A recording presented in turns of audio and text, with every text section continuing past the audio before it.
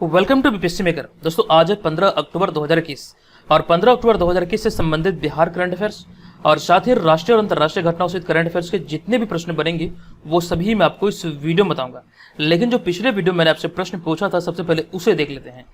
तो पिछले वीडियो का हमारा प्रश्न था कि हाल ही में हरियाणा के कुरुक्षेत्र में आयोजित नेशनल स्वाद चैंपियनशिप में बिहार के खिलाड़ियों ने कुल कितने पदक जीते हैं।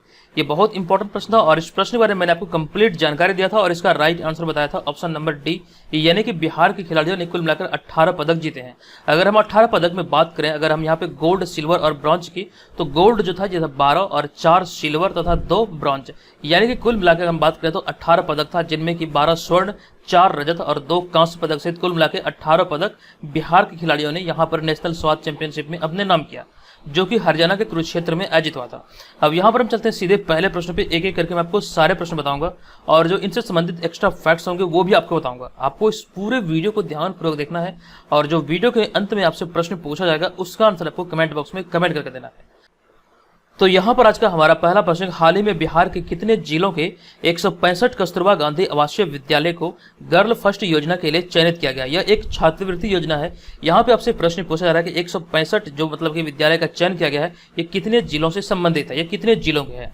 इस प्रश्न का हमारा राइट आंसर है ऑप्शन नंबर बी, यानी कि 33 जिलों के 165 कस्तूरबा गांधी आवासीय विद्यालयों को गर्ल फर्स्ट योजना के लिए चयनित किया गया है।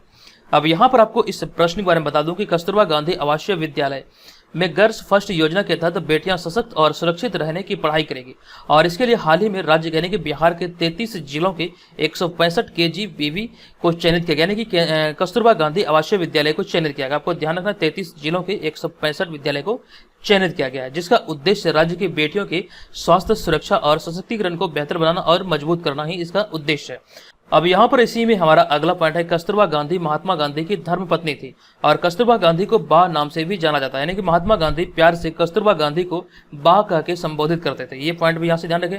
और यहाँ पर मैंने जो कस्तूरबा गांधी आवासीय विद्यालय है इसके बारे में यहाँ पे एक पॉइंट को ऐड किया है कि केंद्र सरकार ने सर्व शिक्षा अभियान को बढ़ावा देने के उद्देश्य से 2004 में कस्तूरबा गांधी बालिका विद्यालय योजना का शुभारंभ किया था। ये पॉइंट यहाँ से याद रखिए। अब यहाँ पर हम चलेंगे दूसरे प्रश्न पे। हमारा दूसरा प्रश्न है कि बिहार के किस जिले की रेणु कुमारी यादव को हाल ही में नेपाल मंत्रिमंडल में यातायात और भौतिक पूर्वाधार विभाग का मंत्रालय सौंपा गया है। इस प्रश्न का राइट आंसर है ऑप्शन नंबर सी, यानी कि अररिया जिले की रेणु कुमारी यादव को हाल ही में नेपाल मंत्रिमंडल में यातायात और भौतिक पूर्वाधार विभाग का मंत्रालय सौंपा गया है। कंप्लीट जानकारी यहाँ से हम लोग देख लेते हैं। ये बहुत ज्यादा इंपॉर्टेंट है बिहार करंट अफेयर्स के दृष्टिकोण से, तो तमाम चीजों की जानकारी यहाँ से आपको होना चाहिए याद।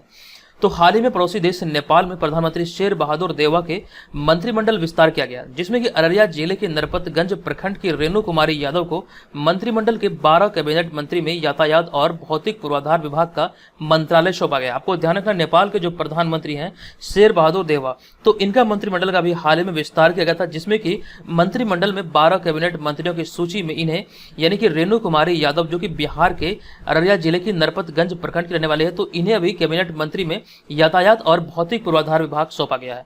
अब यहाँ पर आपको एक चीज याद रखना पड़ेगा, इनसे संबंधित और भी कई सारे पॉइंट बन सकते हैं जो कि आपसे एग्जाम में पूछे जाने की संभावना है।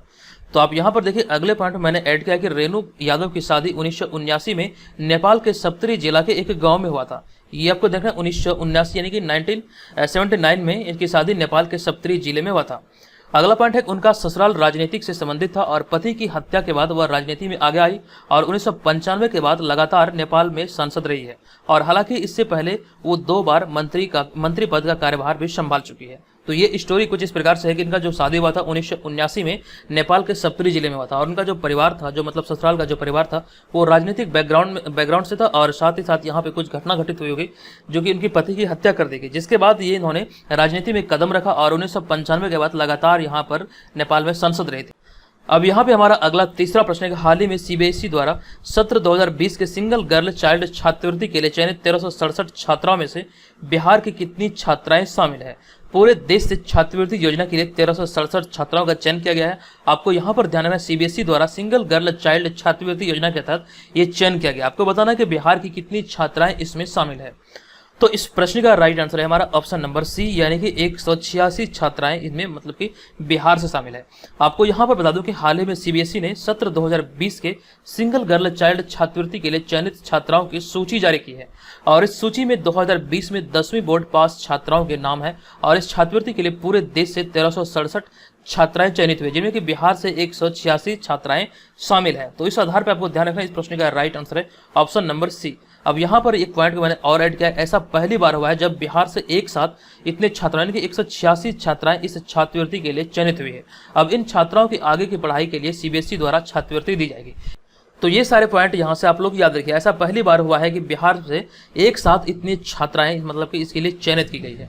और यहाँ पर मैं आपको बता दूं, आप लोगों से एक मैं राय लेना चाहता हूँ। जैसा कि आप यहाँ पर देखते हैं डेली बेसिस पे करंट अफेयर्स का वीडियो आता है, लेकिन मैं आप लोगों के लिए एक चीज़ सोच रहा था, थोड़ा सा स्पेशल है, मैं आप लोगों को बता रहा हूँ। आप लोग बताइएगा क्या इस पर काम करना चाहिए या फिर नहीं। जैसा कि मैंने जो मतलब आपको बताया था कि जो संडे टेस्ट आएगा करंट अफेयर्स का, जो कि बिहार करंट अफेयर्स का होगा, लेकिन मैं सोच रहा हूँ इसमें कुछ चेंजेस किया जाए।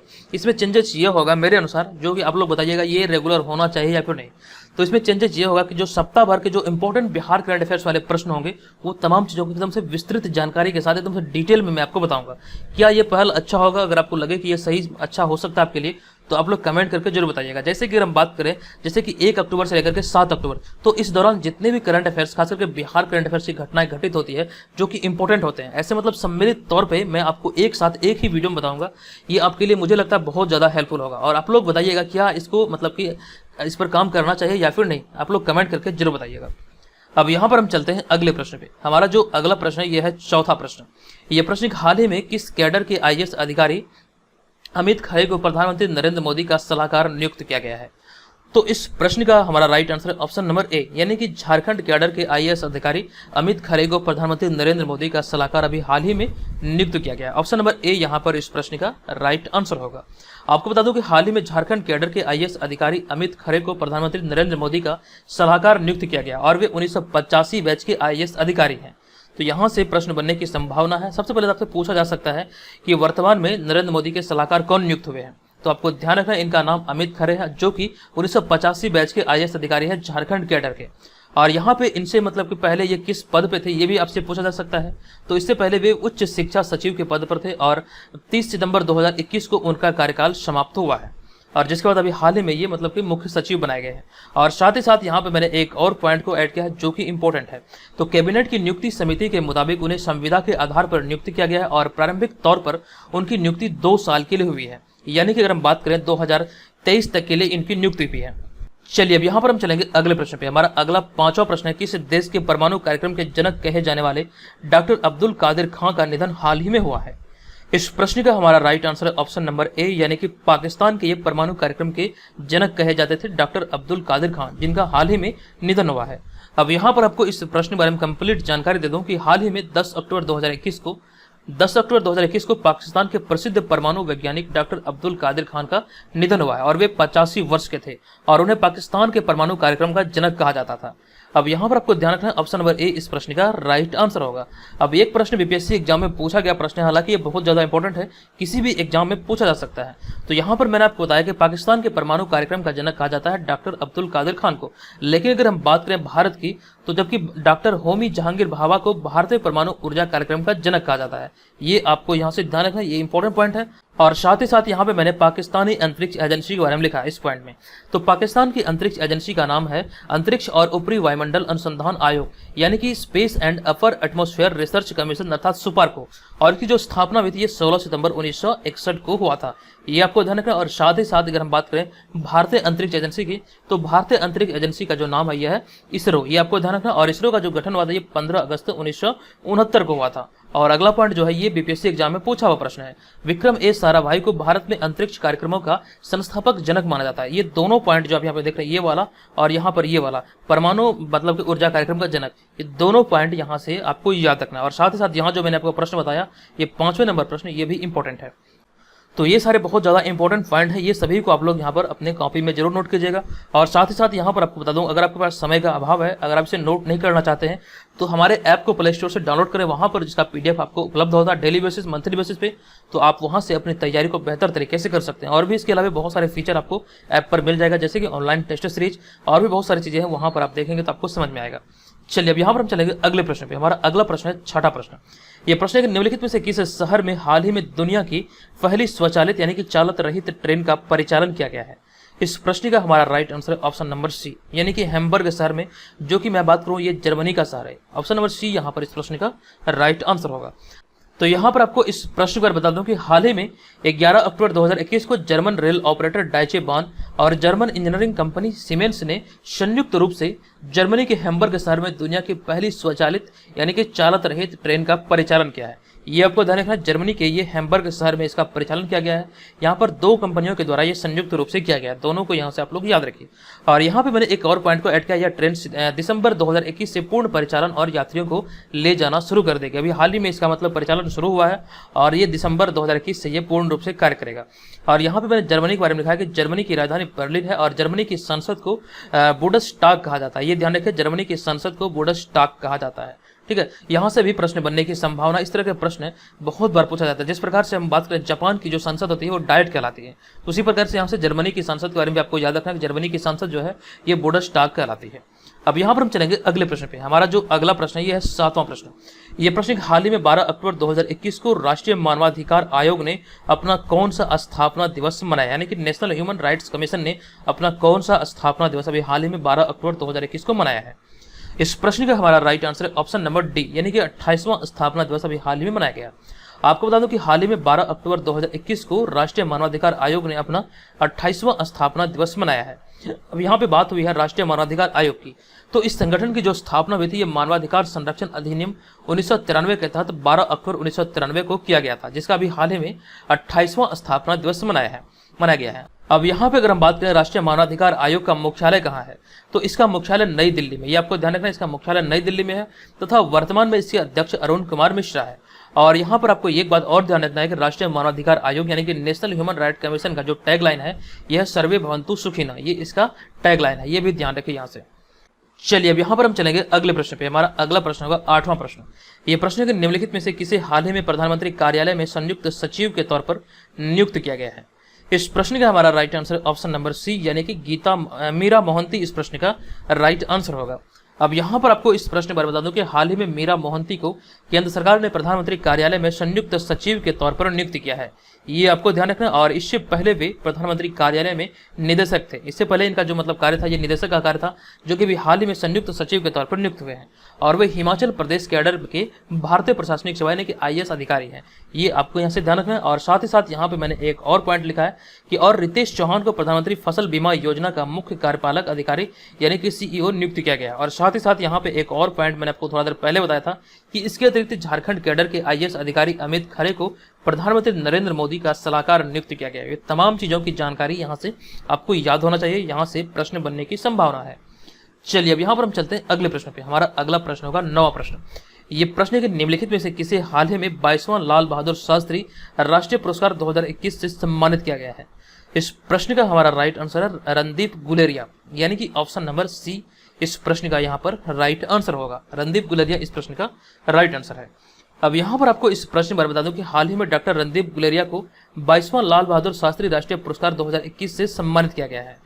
और रणदीप गुलेरिया की अगर हम बात करें तो यहाँ पर इस पॉइंट में उसके बारे में मैंने लिखा है कि डॉक्टर रणदीप गुलेरिया वर्तमान समय में अखिल भारतीय आयुर्विज्ञान संस्थान यानी कि एम्स के निदेशक हैं। और यहाँ पे बात हुई एम्स की, तो एम्स की स्थापना कब हुई थी, तो एम्स की स्थापना 2 जून 1956 को नई दिल्ली में हुआ था और यह स्वास्थ्य और परिवार कल्याण मंत्रालय के अधीन आता है। ये तमाम चीज़ों की जानकारी यहाँ से आपको याद रखना। अभी हाल ही में डॉक्टर रणदीप गुलेरिया जो कि अखिल भारतीय आयुर्विज्ञान संस्थान के निदेशक हैं, इन्हें अभी हाल ही में 2021 में 22वां लाल बहादुर शास्त्री राष्ट्रीय पुरस्कार से सम्मानित किया गया है। ये चीज़ें यहाँ से आप लोग याद रखिए। बढ़ते अगले प्रश्न पे। हमारा अगला प्रश्न होगा 10वां प्रश्न। भारत और किस देश ने हाल ही में ऊर्जा पर फॉरवर्ड एक्शन प्लान पर हस्ताक्षर किया है, तो इस प्रश्न का राइट आंसर होगा भारत और यूनाइटेड किंगडम ने संयुक्त रूप से ये ऊर्जा फॉरवर्ड प्लान पर हस्ताक्षर किया। ऑप्शन नंबर डी यहाँ पर इस प्रश्न का राइट आंसर होगा। आपको बता दूं कि हाल ही में भारत और यूनाइटेड किंगडम ने अपने 2030 रोड मैप के तहत बिजली और स्वच्छ परिवहन, नवीकरणीय ऊर्जा, हरित वित्त और हरित ऊर्जा अनुसंधान पर फॉरवर्ड एक्शन प्लान पर समझौता किया है। और इसके तहत ऊर्जा भंडारण, smart grid, charging infrastructure, green hydrogen, battery storage और अक्षय ऊर्जा में निवेश जुटाने की आवश्यकता जैसी कई विषय शामिल है। तो कि दोनों मतलब कि इस पर संयुक्त रूप से दोनों देशों ने इस पर संयुक्त रूप से हस्ताक्षर किया है। तो ऑप्शन नंबर डी यहाँ पर इसका सही उत्तर है। चलिए बढ़ेंगे अगले प्रश्न पे। हमारा अगला 11वां प्रश्न है, हाल ही में 11 अक्टूबर 2021 को भारतीय अंतरिक्ष संघ यानी कि इंडियन स्पेस एसोसिएशन का उद्घाटन किसने किया है? तो इस प्रश्न का हमारा राइट आंसर है ऑप्शन नंबर बी, यानी कि नरेंद्र मोदी के द्वारा भी हाल ही में इसका उद्घाटन किया गया। अब यहाँ पर आपको बता दूं कि ये इसकी स्थापना क्यों की गई है, इसका उद्देश्य क्या है, इसे किसने स्थापित किया है, तमाम चीज़ों को यहाँ पे हम लोग देख लेते हैं। तो हाल ही में प्रधानमंत्री नरेंद्र मोदी ने 11 अक्टूबर 2021 को भारतीय अंतरिक्ष संघ यानी कि इंडियन स्पेस एसोसिएशन का उद्घाटन किया है। अब ये उद्घाटन क्यों किया गया, ये क्या कार्य करेगा, यहाँ पर हम लोग देख लेते हैं। यह संघ विदेशी अंतरिक्ष एजेंसियों के तर्ज पर स्पेस के अभियान को बढ़ावा देगा, यानी कि यह इसरो के साथ, यानी कि जो भारतीय अंतरिक्ष एजेंसी इसरो, तो यह इसरो के साथ अंतरिक्ष अभियानों और इससे जुड़ी हुई नीतियों और तकनीकी पर काम करेगा। यानी कि कह सकते हैं सिंपल शब्दों में, यह इसरो की मदद करने के लिए, इसके काम में मतलब कि बढ़ावा देने के लिए ही इसे मतलब कि शुरू किया गया और इसका हाल ही में इसका उद्घाटन किया गया प्रधानमंत्री नरेंद्र मोदी के द्वारा। अब यहाँ पे बढ़ेंगे अगले प्रश्न पे। हमारा अगला प्रश्न होगा 12वां प्रश्न। ये प्रश्न के निम्नलिखित में से किसे हाल ही में 45वां Vayalar Ram Varma memorial literary award से सम्मानित किया गया है? इस प्रश्न का right answer option number C, यानी कि बेन्यामीन इस प्रश्न का सही उत्तर होगा। आपको यहाँ पर बता दूं कि हाल ही में मलयालम लेखक बेन्यामीन को उनकी पुस्तक मंथ लिरिले 20 कम्युनिस्ट वर्षांगल, तो यहाँ पर जो आपको याद रखना है, इस पुस्तक का नाम है कि मंथ लिरिले 20 कम्युनिस्ट वर्षांगल, इस पुस्तक का नाम है और इसी के लिए 45वां Vayalar Ram Varma memorial literary award से इन्हें सम्मानित किया गया है, जिनका नाम है बेन्यामीन। ये आपको ध्यान रखना, और ये मलयालम लेखक हैं। और यहाँ पर इस पुरस्कार मतलब स्वरूप क्या क्या चीजें प्रदान की जाती है वो यहाँ पे मैंने लिखा है। तो इस पुरस्कार के तहत 1 लाख रुपए का नगद पुरस्कार और प्रसिद्ध मूर्तिकार कनाई कुन्ही रामन द्वारा डिजाइन की गई एक मूर्ति और साथ ही साथ एक प्रशस्ति पत्र भी प्रदान किया जाता है या फिर इसमें शामिल है। ये तमाम चीजों को यहाँ से याद रखें। इस प्रश्न का राइट आंसर है ऑप्शन नंबर सी। अब यहाँ पर हम लोग बढ़ेंगे आज की इस वीडियो के प्रश्न की ओर। आज के इस वीडियो का हमारा प्रश्न है कि बिहार क्रिकेट एसोसिएशन ने हाल ही में बिहार सीनियर विमेंस टीम की घोषणा की है। बताएं कि निम्न में से इस टीम की कप्तान कौन है। यहाँ पर मैंने आपको कंप्लीट जानकारी दिया था कल वाले वीडियो में कि इस टीम का कप्तान कौन है, उप कप्तान कौन है, ये तमाम चीज़ों की जानकारी मैं आपको ऑलरेडी दे चुका हूँ। आप यहाँ पर इस वीडियो के कमेंट बॉक्स में बताइए इसका राइट आंसर क्या होगा, और आप चाहें तो यहाँ पर हमें डिटेल में भी लिख सकते हैं। और जो लोग यहाँ पर ऑनलाइन टेस्ट देने के इच्छुक हैं, हमारे ऐप को प्ले स्टोर से डाउनलोड करें और वहाँ पर ऑनलाइन टेस्ट दें और अपनी तैयारी का आकलन करें कि आगामी एग्जाम को देखते हुए आपकी तैयारी कितनी अच्छी है। तो दोस्तों आज के इस वीडियो में इतना ही, मिलेंगे नेक्स्ट वीडियो में, तब तक के लिए धन्यवाद। जय हिंद।